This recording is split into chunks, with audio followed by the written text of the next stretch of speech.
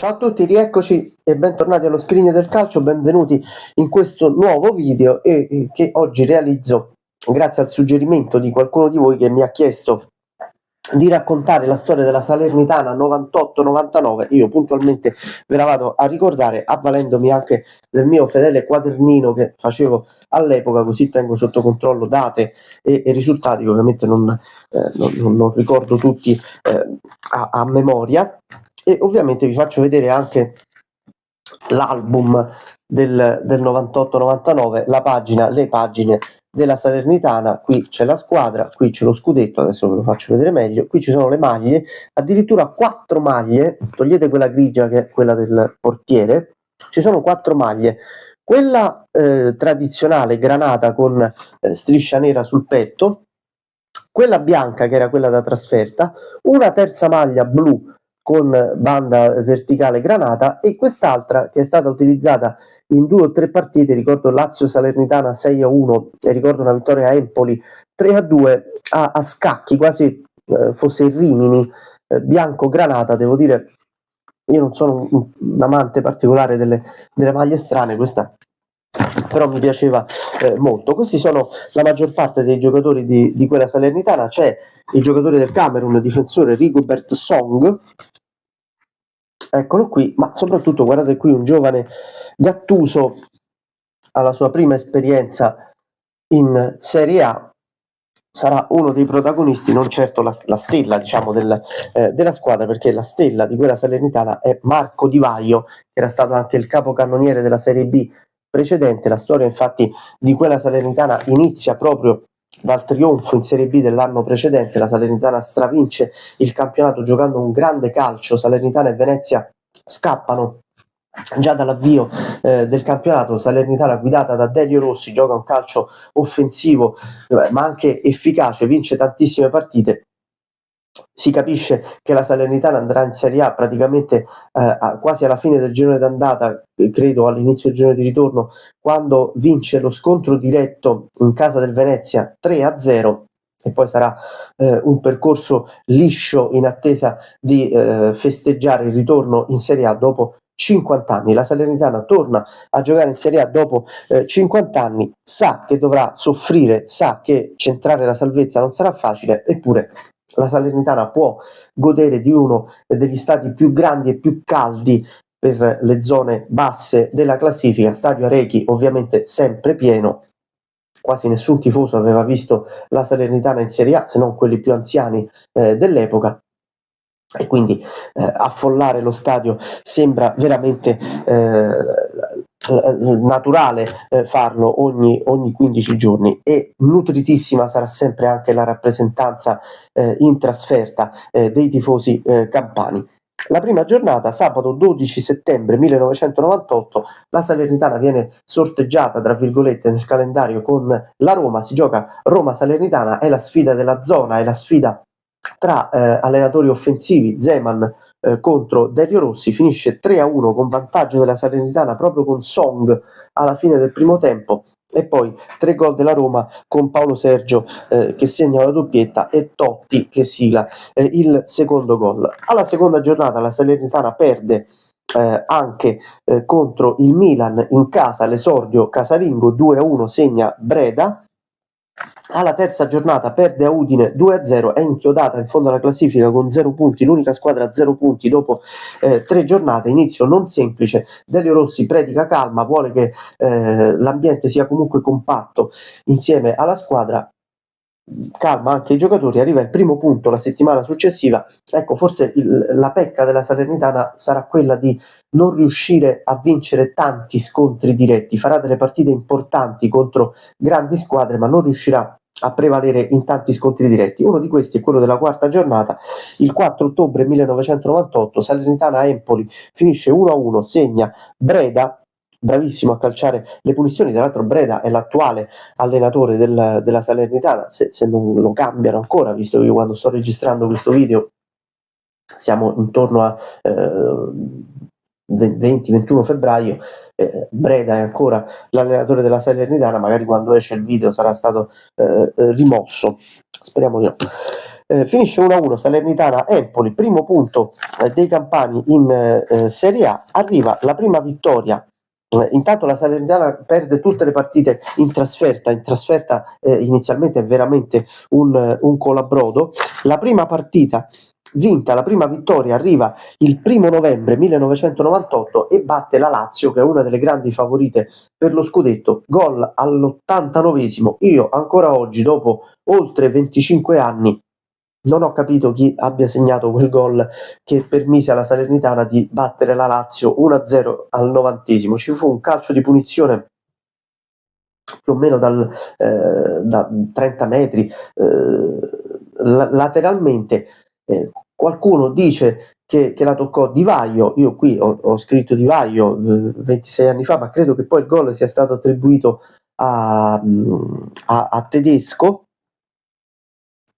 Cambiarono idea anche i radiocronisti e i giornalisti, insomma poco importa chi segni quel gol, la Salernitana conquista la prima vittoria in campionato in quel 1 novembre 1998 contro la Lazio, ha 4 punti in classifica, è penultima solo perché il Venezia è riuscito a fare peggio con soli 2 punti in 7 giornate.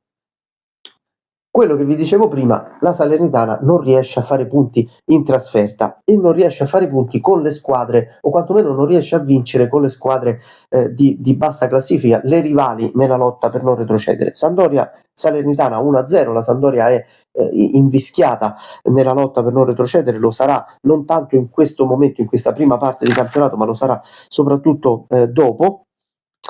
Salernitana Perugia finisce 2-0 con doppietta di Di Vaio. Attenzione, perché Di Vaio, a parte un piccolo infortunio, inizierà a segnare con regolarità, sarà uno dei migliori bomber delle squadre cosiddette provinciali.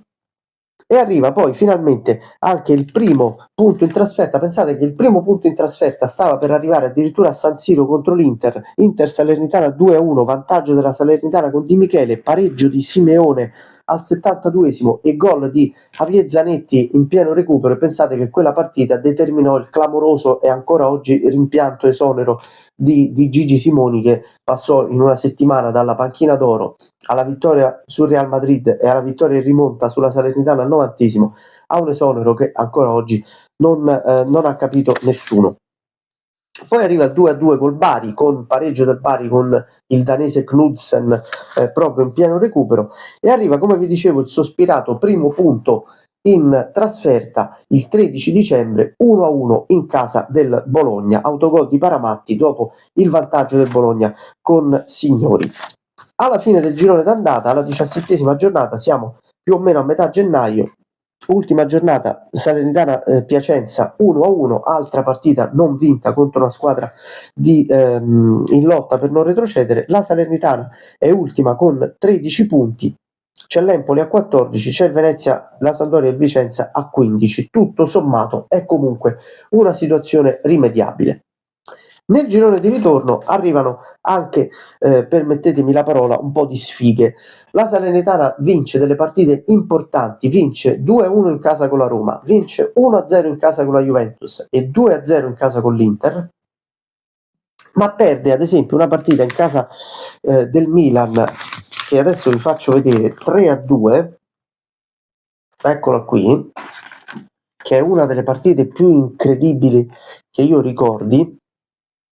Intanto c'è un gol, credo che il risultato fu sbloccato, adesso ve lo dico perché ho qui, segnò Biroff al terzo minuto, Giampaolo, che è il fratello di Marco Giampaolo, l'allenatore del Lecce, Federico Giampaolo, che comunque si ricorda come giocatore, pareggia al settimo, poi segna la Salernitana con Del Grosso, sempre nel primo tempo al 14esimo, con un gol da credo 40 metri, una specie di tiro cross.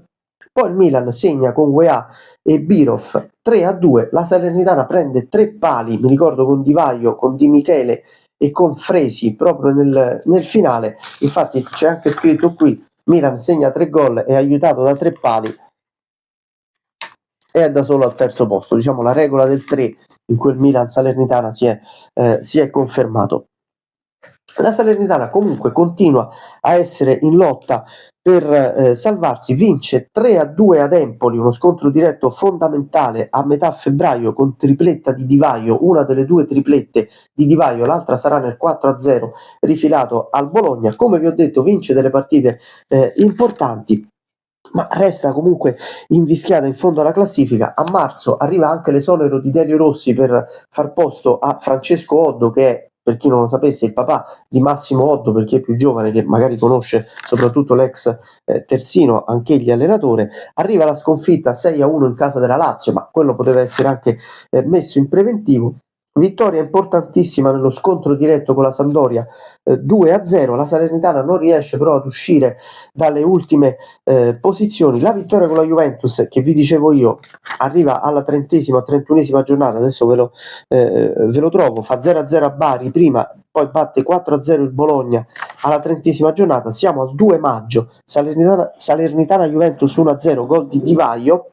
La Salernitana ha 34 punti come il Piacenza, in questo momento ha 3 giornate dalla fine, sarebbe quartultima insieme al Piacenza e disputerebbe con gli emiliani lo spareggio, ma alla 32esima giornata arriva una sconfitta abbastanza inopinata a Cagliari, col Cagliari praticamente salvo o quasi salvo, 3-1 per i sardi.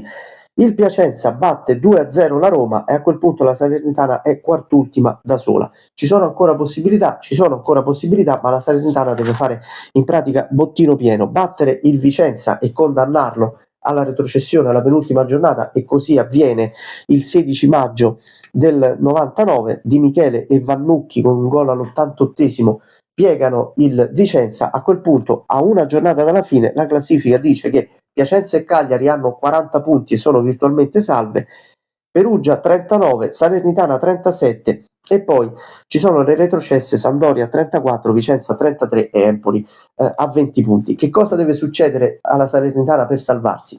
L'ultima giornata mette di fronte due partite che praticamente racchiudono l'essenza di tutto il campionato, perché si gioca Perugia-Milan, che significa salvezza per il Perugia e scudetto per il Milan se dovesse vincere. Dall'altra parte c'è lo scontro diretto Piacenza-Salernitana. Al Piacenza va benissimo anche il pareggio, la Salernitana deve necessariamente vincere e sperare in buone notizie dal Curi di Perugia. Che cosa succede? Succede che Perugia-Milan, lo sapete, vince il Milan 2-1. La Salernitana a Piacenza gioca una partita drammatica, il Piacenza segna con Vierkovod all'inizio del secondo tempo l'ultimo gol della carriera di Pietro Vierkovod, il pareggio di Fresi su calcio di rigore al 20° del secondo tempo. C'è un boato incredibile dei tifosi della Salernitana. La partita finisce così, alla fine si scatena una rissa ignobile, anche perché la Salernitana chiede un calcio di rigore proprio nelle battute finali che non viene concesso e che avrebbe permesso ai campani di vincere in caso la partita e salvarsi. E invece la Salernitana retrocede con 38 punti, una retrocessione molto amara e molto deludente, forse frutto di inesperienza, forse frutto anche di un po' di sfortuna. Peraltro quella partita tra Piacenza e Salernitana, oltre che per la rissa e per la retrocessione della Salernitana, viene purtroppo ricordata anche per il drammatico rogo che ci fu sul treno che riportava a casa i tifosi della Salernitana. Persero purtroppo la vita in 4. Poi la Salernitana si è rifatta negli anni successivi ed è tornata in Serie A negli ultimi anni, come avrete certamente visto. Questa è la storia della Salernitana. Iscrivetevi del 98-99, iscrivetevi al canale che è gratis, lasciate like, commenti, suggeritemi le storie. Ciao.